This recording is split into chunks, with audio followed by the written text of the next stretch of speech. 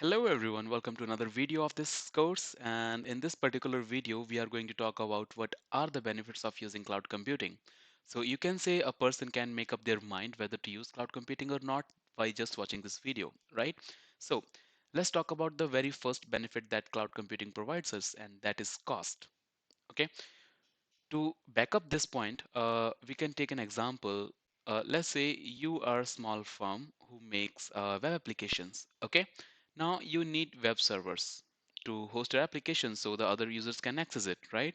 So the first, what thing that you will do first, you will go to market, purchase some hardware from a third-party vendor, right? Like the servers or the cooling systems, and you place those servers into your on-premises or into your office, and then there will be a cooling system, there will be a continuously internet connection availability, and there should be a kind of like the continuous electricity as well. All of those things cost, right? So what Microsoft's or any other cloud vendor does, like they just purchase the hardware in bulk. Or in other words, even Microsoft make their own servers, right? They make their own hardwares. So that will be way cheaper than we purchase it, for sure, right? And another point, the electricity. They place their data centers in a particular area where electricity costs cheaper because they use it in bulk, right? Even they purchase the servers, it will be cheaper because they purchase in bulk. Okay, the cooling systems they can make their own, and even if they purchase it, they purchase it in bulk again. So it will be way cheaper than the servers that we purchase by ourselves, right? So that's the first benefit of using cloud. So now let's talk about the second point that cloud computing provides, or you can second benefit that cloud computing provides. Okay, that is agility. So basically, it means rapidly changing yourself according to the changes in the market. Okay, so to give you a specific example, let's say you wanted to make few APIs, okay, and you wanted to host your APIs somewhere online. So now you want to try out like there is a Azure function apps where you can host your APIs. There is a Kubernetes clusters where and you wanted to host your APIs and you wanted to compare the cost and the performance from both of those. So to basically to do that, all you have to do is just go to your portal, create the function app, test the API, even create a virtual machine, upload your Kubernetes create your Kubernetes clusters, upload your APIs there, and test those out. As simple as that. As soon as you're done, just delete everything. Delete your function apps, delete the virtual machine where you have created your Kubernetes cluster environment, right? As simple as that. So as soon as you need something, cloud will provide you. So you will be up to date with the market. Another specific example I can give you from the agility is let's say there is a client of yours, okay, and they asked you to deliver a project by end of tomorrow, and you have to implement a computer vision in that project. Computer vision basically means like they will upload a picture via your API, and you have to return an object with the strings, okay, where you tell them like what exactly was inside that picture. For example, if they upload a picture where is a car and in front in sitting like parked in front of a house, okay, so you have to return the response like car, house, parked, something like that. Okay, so this is the thing that you have to implement. So if you're implementing on your on-premises, you're not using cloud at all, you need a machine learning model, right? Where you need to train thousands of pictures of the cars and the house as well. So your model, machine learning model, can recognize what exactly is the object inside that picture. And for sure, we are not going to we are not be able to do that by the end of tomorrow. And that's where cloud comes in. All you have to do is utilize the computer vision functionality or the service from Azure, Microsoft Azure, and you can easily create an API host on the function apps, utilize the computer vision API inside that, and where just your client comes in, they upload the picture on your API. Behind the scene you're using computer vision and you're returning those strings to them. As simple as that. Of course, we are going to explore this computer vision functionality later in detail, but that's the agility for you as of now. So now let's talk about the third point, that is scalability. Okay. So to give you a specific example related to scalability, we can take, let's say you have your on-premises server where you're running an application, and right now you're using 2 GB of RAM with dual core CPU to that application, right?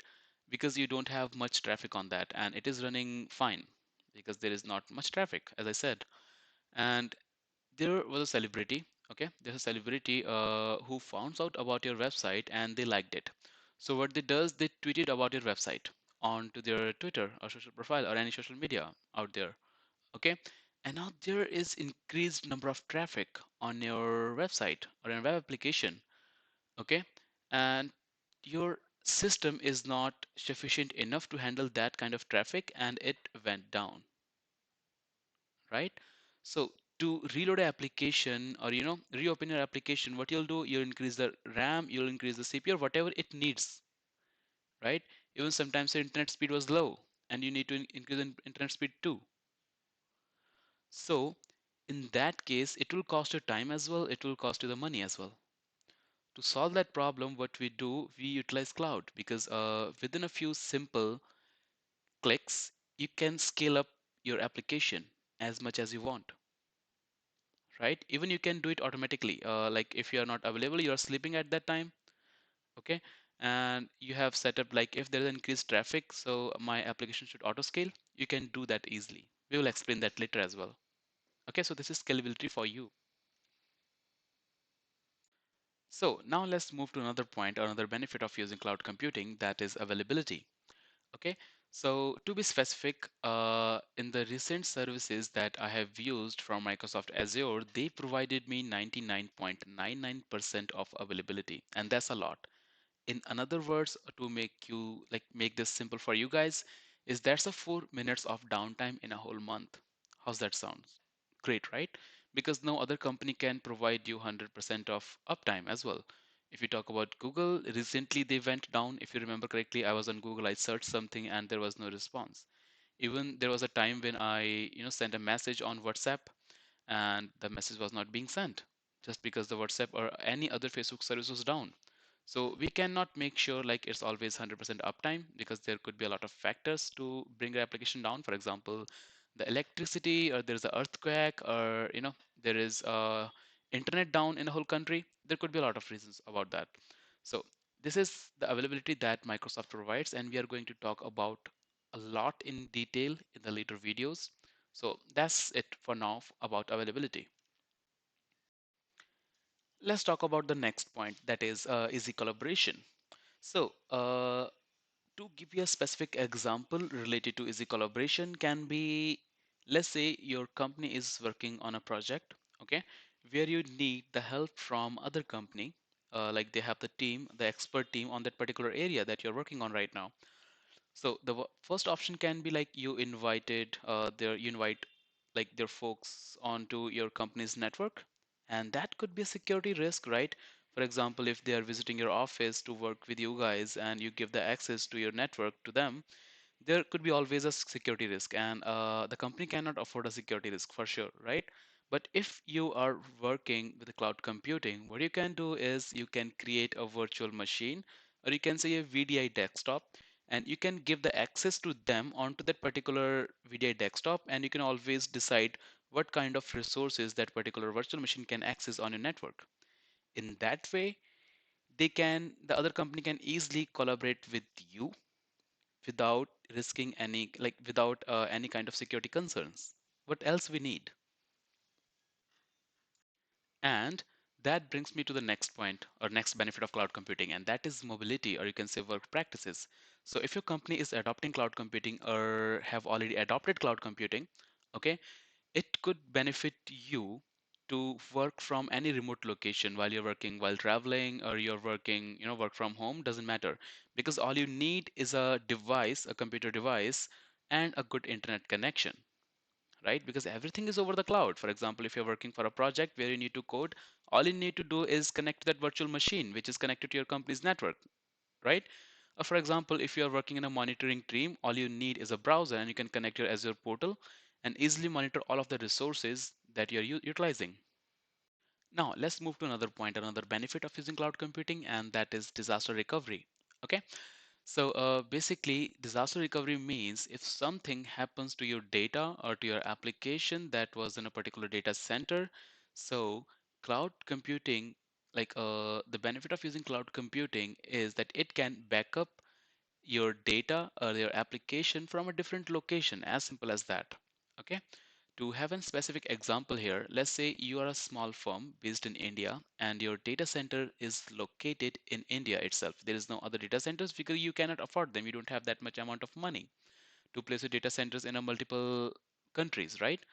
So once if something happens on the location on that particular area, like there is a fire or there is an earthquake or there is no internet or internet is down in that particular area or there is no electricity, a lot of reasons can, right? There's a lot of factors that can happen.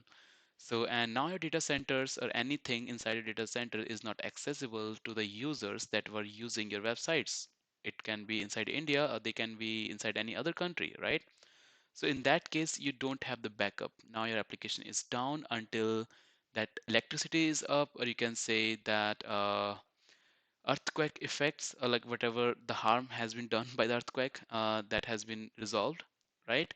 So in that cases, when you use cloud computing, you can place your application into the multiple locations, okay? And that helps you. How?